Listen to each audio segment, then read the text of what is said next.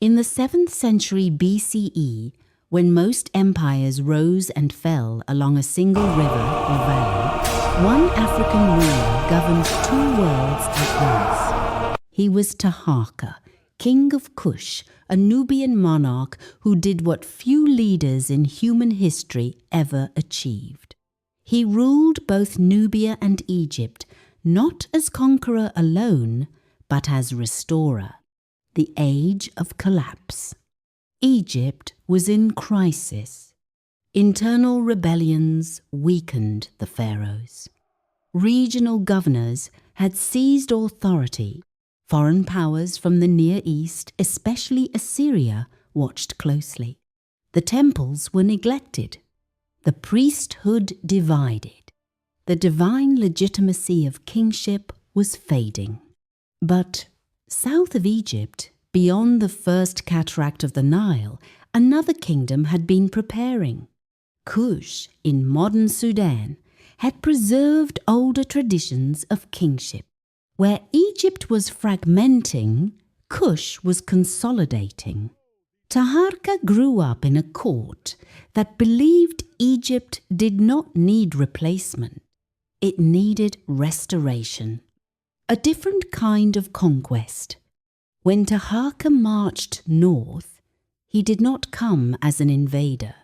He came as a reviver of Ma'at, the sacred order of the universe. Instead of destroying temples, he rebuilt them. Instead of replacing gods, he honored them. Instead of imposing foreign rule, he adopted the full pharaonic tradition. He dressed as pharaoh. He wrote in hieroglyphs. He funded priests. To Egyptians, he was not foreign. He was legitimate. This is why his reign became one of the rare moments in history where conquest produced stability instead of chaos.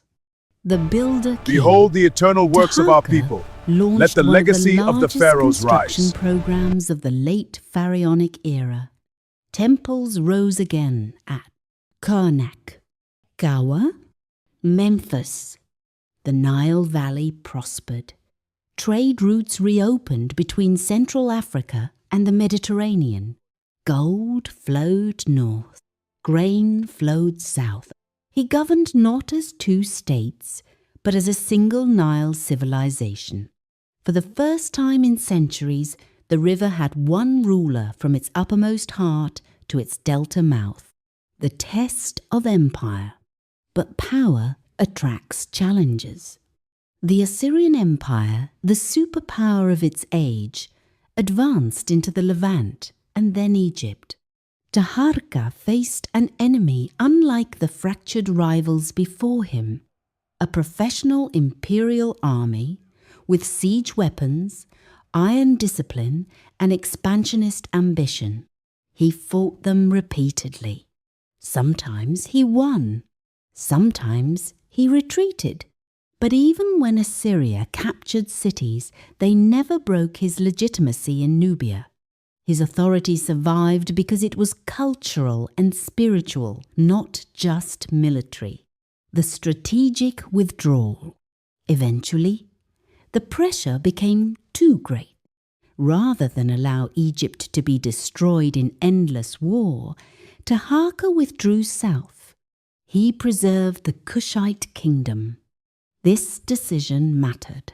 Instead of dying defending territory, he saved a civilization that would continue ruling the Nile for generations.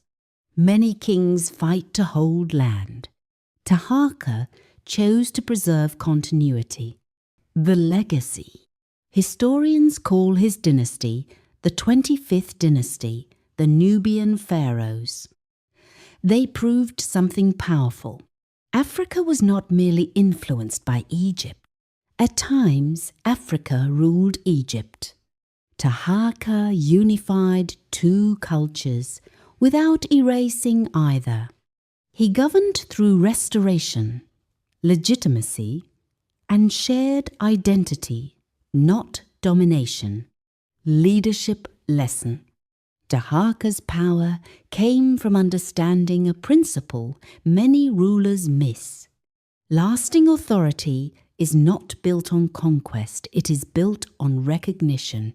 He did not force Egypt to accept him. He became what Egypt already believed a king should be. And because of that, a southern kingdom ruled the greatest civilization of the Nile, not as outsiders, but as rightful heirs.